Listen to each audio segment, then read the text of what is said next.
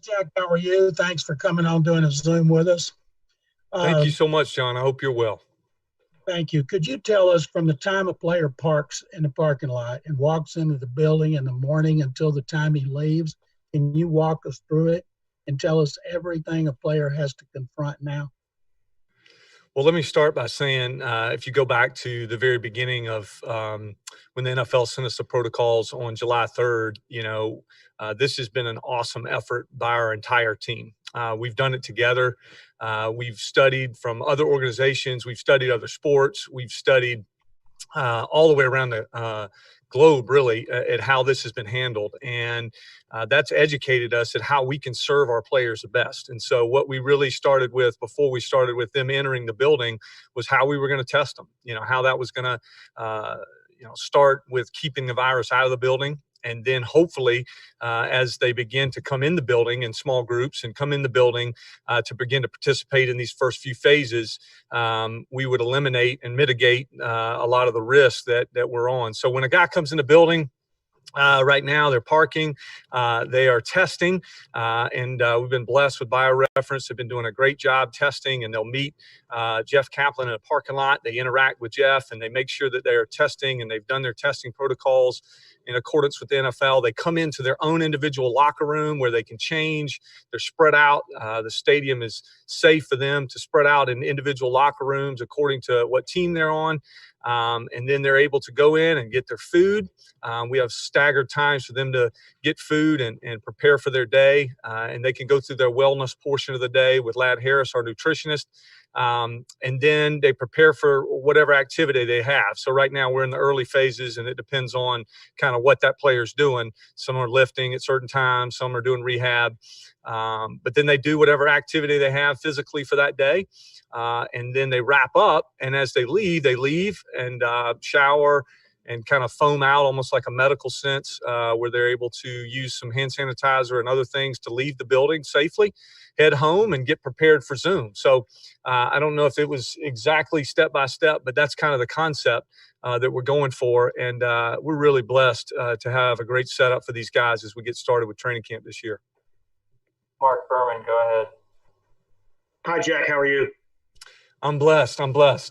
A couple of things. One, along the lines of what you discussed, what have y'all found has been the biggest hurdle or issue to navigate around the coronavirus situation? And number two, Jack, have you watched what's happened like in baseball, the problems they've had there, and how much that concern you with how that could be a problem with the NFL? Well, Mark, before I answer that question, let me take it away from this specific situation in sports. And let me just say a great lesson I've learned through this. As we've begun to try to create an awesome atmosphere for our players here at the stadium, one of the things that's happened is I know personally I've been educated so much on healthcare, educated so much on all of the things that happen around the country and around the world to try to keep people safe. I've spent so much time with doctors and with infectious control experts who've educated me about things that I honestly have never known about or didn't have an understanding completely about.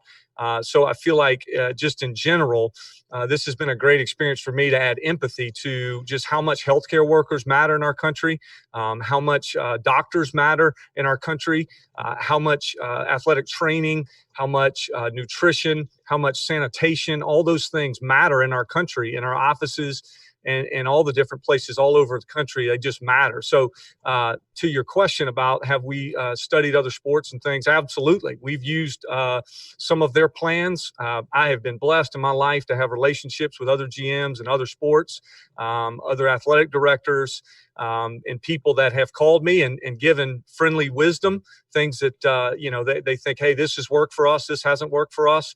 And so I've tried to use that feedback as best we can. And we've definitely kept our eye on it. Bill and I are in constant communication about things that are going on in other sports and trying to learn those lessons, both in the windshield and in the rearview mirror of what's happening in our building.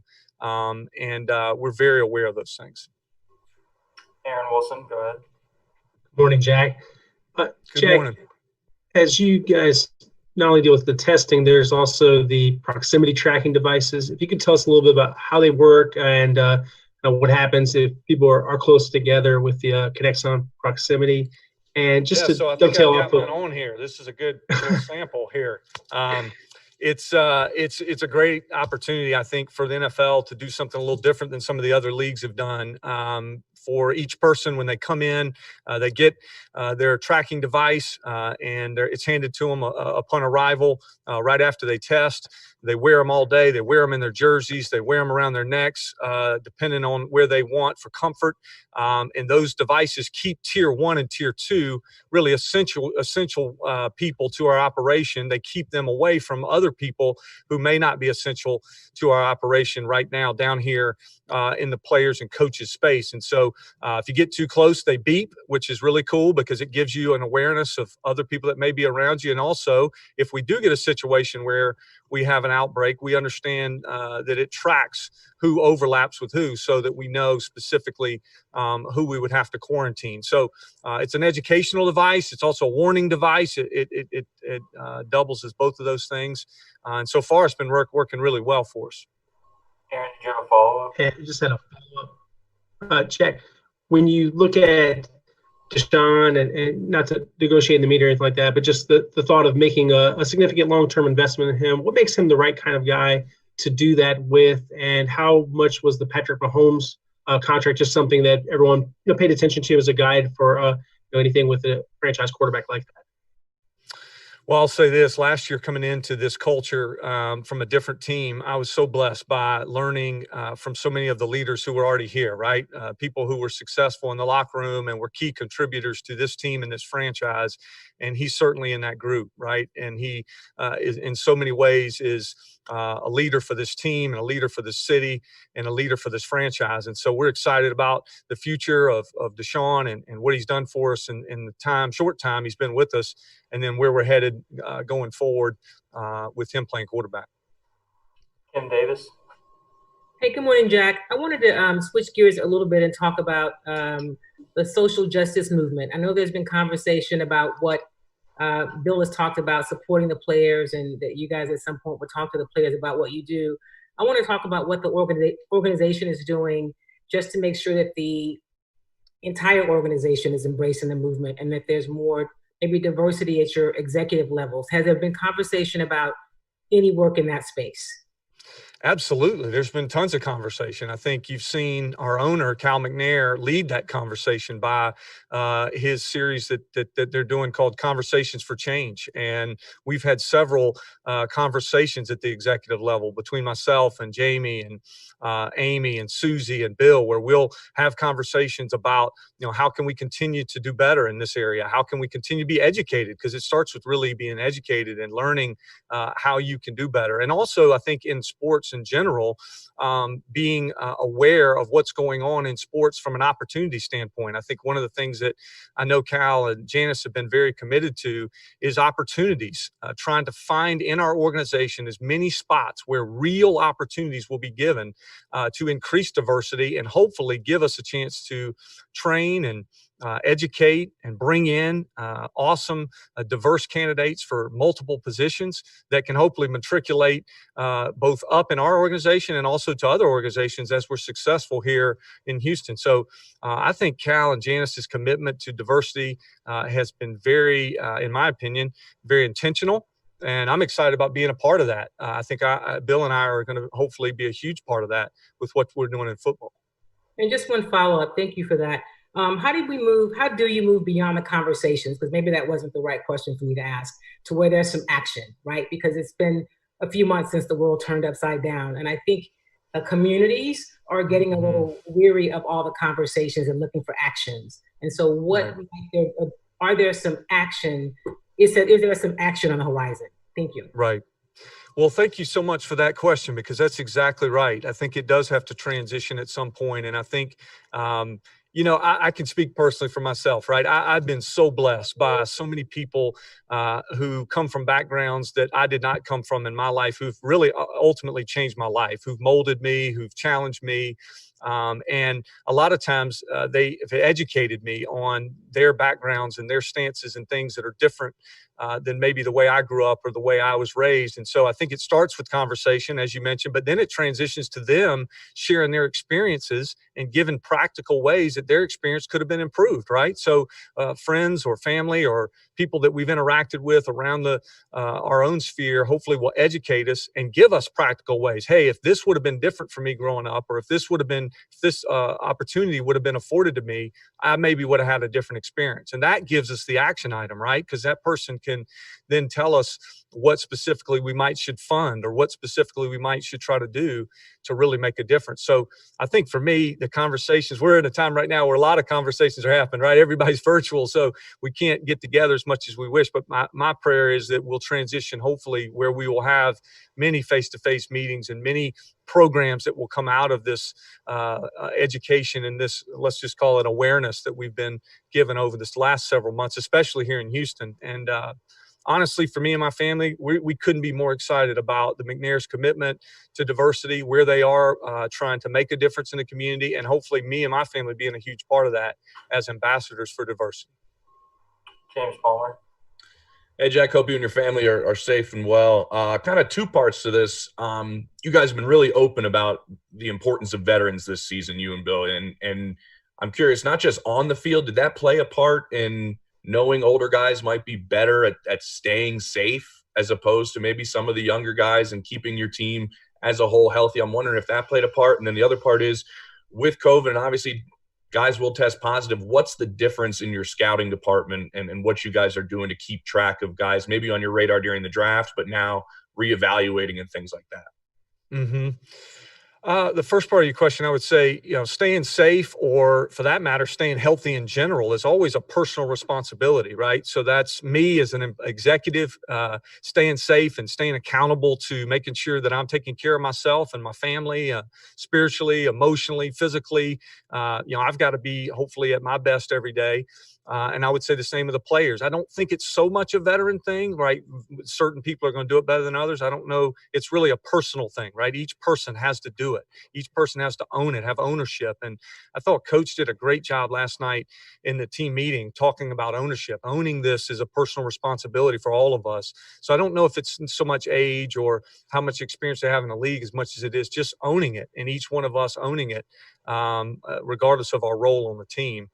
And as far as the building of our team and looking around, I think every team is dealing with this right now. You know what I mean? I think every team is dealing with getting these memos and getting educated day to day at how this is going to be constructed. So I wouldn't say that there's some sort of huge strategic competitive advantage. Here's what I would say. I would say your attitude will be a competitive advantage. How we handle testing, how we handle longer days, how we handle not seeing each other as much, not being able to meet face to face. I think our attitude and our outlook on life and outlook on sports and outlook on relationships will be a competitive advantage this year for all sports and really all business and all of life, because it's challenging for everybody. Brian T. Smith. Hey, Jack. Bill was just talking about how it's been a challenging 6 months for everyone's families with coronavirus. Obviously, you work with him professionally. You know him very well personally.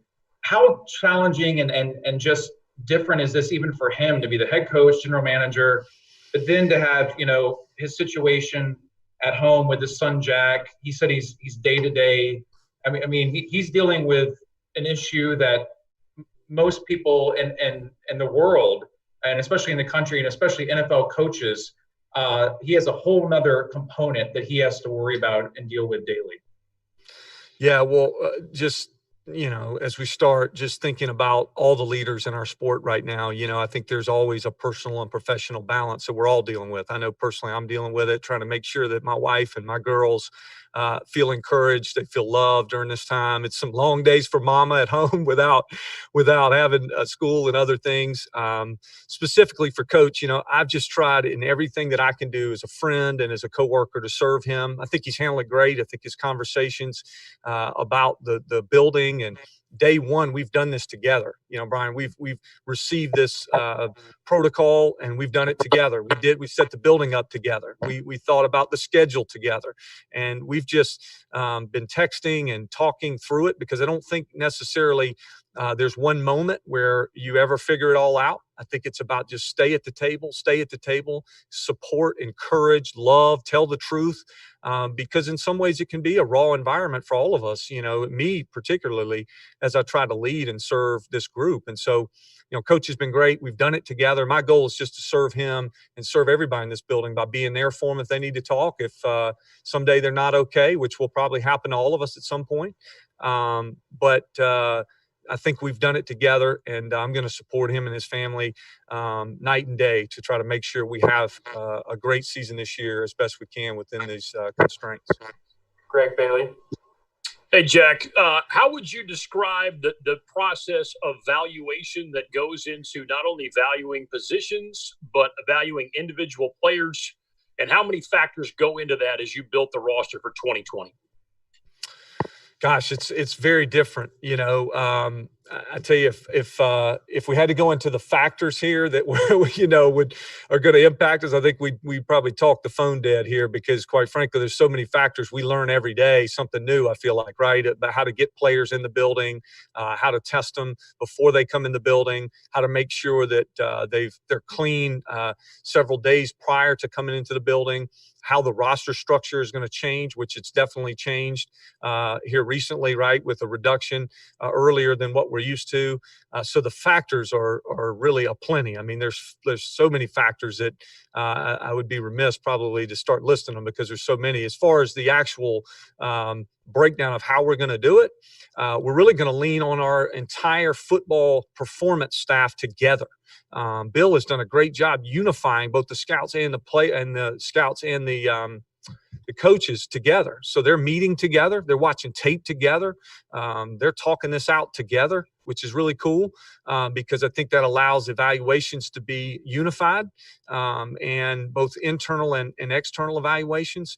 So I like what we're doing so far, but man, there are a lot of factors. That's a great question. And I would imagine that as we go through, we'll learn those factors and try to list them, and mitigate any exposure we may have to missing, maybe an evaluation or two with things we can't control. Sarah Barshaw. Hi, Jack. Other than Eddie, have you talked to any players who have talked about opting out this season? I don't think as you talk to players, you necessarily talk to them with a specific end in mind, right? Is that we're in a different environment right now. The players have just entered the building, and so you don't start with the end in mind in any conversation. You just listen. You got to be a great listener. You have to be a great listener. Players are going through it. Staff are going through it. Everybody's going through it. And so we just have to, as a staff, be great listeners. So yes, I've tried to lend my ear to all the players, and as best I can be there for them and our staff as we walk through the first, let's call it couple weeks of doing this full speed, to be available for any, trepidations or hesitations somebody might have. So we've tried to be there for everybody, players, staff, coach, anybody. Aaron Reese. Hey, Jack, before the players and the owners even agreed to the salary floor the cap floor for next year, obviously the revenue decline was anticipated. I'm wondering how much the actual agreement of 175 for next year affected you all's kind of team building plan this season and next. Well, what you try to do is you get all the information that's given to you from the league, and Cal, again, I just can't say enough about Cal and Janice and Bill. As we've talked about all these things, this information comes in and we sit down and we just talk it through. And to be transparent with you, we sit down and we talk about it on a per memo basis, on a per occurrence basis, on a situational basis, and take the information that's given to us and implement it directly into our plan. So yes, all factors will be a part of our plan going forward. Everything we do will be a part of, or everything we do will be mindful of the factors and maybe some limitations or some changes going forward in other years, as we try to make great decisions on behalf of the McNairs and on behalf of the Houston Texans. Take a couple more. Matt Musil. Hey, Jack, appreciate the time. number one, as a big picture guy, do you sit back sometimes and are you surprised at how close you've come to actually being on a football field with football players, considering where we were a couple of months ago? And number two, because you play the season opener, is there more pressure on you to come up with ways to work around this logistically, to travel, like will you travel same day, things like that? So let me answer your first question. I think to be transparent, I'm a people person, right? So yes, the last couple of days when we've had guys in the building doing physicals and the building has been buzzing, right?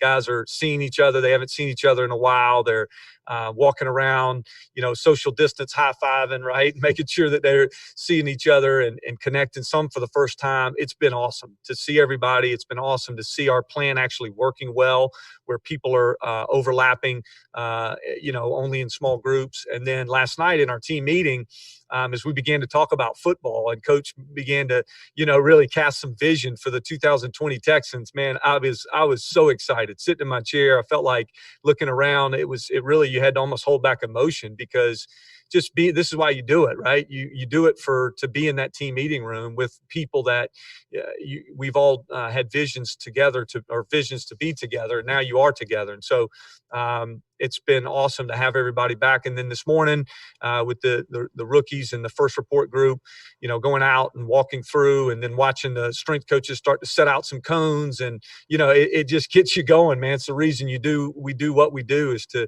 watch athletes chase their dream and watch this team chase a championship. And so, I'd be lying if I didn't say there's been some excitement in my personal existence. And as far as the rest of the year, and we're a long way from all those things right now. So we're trying to just get through the arrival of the players and get them in here safe. And, Coach and I just keep looking at each other. Let's do the next right thing. Let's do the next right thing. And then that'll build momentum as we prepare for the season. John McClain. Jack, 4 Miami Marlins tested positive and they had played. What is the NFL going to do as far as testing and getting the results back to make sure, and they're in a timely fashion, and players who have tested positive don't play in a Thursday game or a Sunday or Monday game? So ask that question again. So you're saying if someone is tested during the week and they're positive, how are we going to make sure that they don't make it to the game? Well, if they test positive too late, like in the Miami Marlins had 4 players test positive and they played, now they have an outbreak. How can you guys guarantee with your timing of the testing that the results will be back before the players get on the plane and go to a road game? Yeah, so one of the things, again, Houston is such an awesome area for medical research and medical services it's just been a blessing to watch that unfold with Dr. Muntz and Jeff Kaplan. And as Coach and I have discussed this, and the NFL has sent us their protocols, one of the things that we've really been blessed by is they actually are doing a lot of the test results here in Houston. So not every team is fortunate enough to have their test results so close. So for us, we're getting our test results back very quickly. We've tested as much as we possibly can, and we know that the NFL's protocols will ensure that we'll know the results as we prepare to travel, especially at the end of weeks. And as we test during the week, we'll strategize our testing around making sure we have results before we get on a plane. And so I feel like those fit together very, very well, because not only are you testing in a timely fashion, but you're also getting the results back very quickly. So we've kind of fit those together like dominoes, and we've kind of simulated some game weeks, John. Coach and I have walked through that together to kind of talk like, okay, here's when we would test during a week. Here's when we would get the results back. And I feel very confident that we'll be getting the results back in plenty of time to make those decisions, and also to prepare if a guy does get test positive, to be able to handle that situation accordingly. We'll do 2 more. Mark Berman. Jack, what from your experiences with the Patriots, what are some things you brought from that organization here that have helped you and maybe you're implementing in some way here in Houston? I was actually talking to my wife last night about something that was a weird memory that I think is kind of funny. When I was at the University of South Carolina, one of my jobs was I ran basketball camp in the summer for all of the team camps for our men's basketball program. And so we had 100 high school teams that would come in to the University of South Carolina, and they would play games, right? So we'd have multi-sites, and we'd have referees, and we'd have, all these people you had to take care of during the team camp, as we called it. And so I was calling on my team camp experiences. Coach and I sat down to try to think about scheduling different teams and locker rooms and trying to figure out how to transition, players around the building safely and try to make sure we're very organized in here. So I feel like everywhere I've been, whether it's been the University of South Carolina, learning how to plan camps and clinics, or it was the Kansas City Chiefs going through a challenging time there with Romeo and that staff, or the New England Patriots, a great organization that helped prepare me for so many different things, or even last year being here and learning so much from the staff who's already been here. And what different things about the building. Each step along the way has prepared me to hopefully help serve the organization as best I can and partner with Cal and Bill to do a great job this year. Aaron Wilson, we're trying to unmute you if you let us. Unmute. There you go. Go ahead. Last one. Yes. Jack, when you look at the roster and some of the new additions, if you could talk a little bit about the importance of some of the guys that you've added and just kind of their respective talents and personalities, Brandon Cooks and David Johnson, and also Randall Cobb, and some of those proven veteran guys, what you think they might add for the offense? Yeah, well, I'd rather not go person by person, but I would just say this offseason, as we've added, Coach and I have been very intentional, right, about the type of people and players that we've added to support the initiative that's going on in our program right now, which is dependable, tough, smart. Coaches said it ad nauseum from the microphone and in our locker rooms and at every corner of our building: dependable guys, tough guys, and smart guys. And so whether it's the draft or it's free agency or it's other means, that's the goal, is to add people that fit those attributes. And we think we've done that. And we're really excited about those guys. And quite frankly, it's time for some of that to actually hit the ground and start, right? Is them getting time together and start really getting out there. And hopefully those values and some of those awesome leadership traits transition into our locker room quickly over the next few days. Thanks so much, Jack.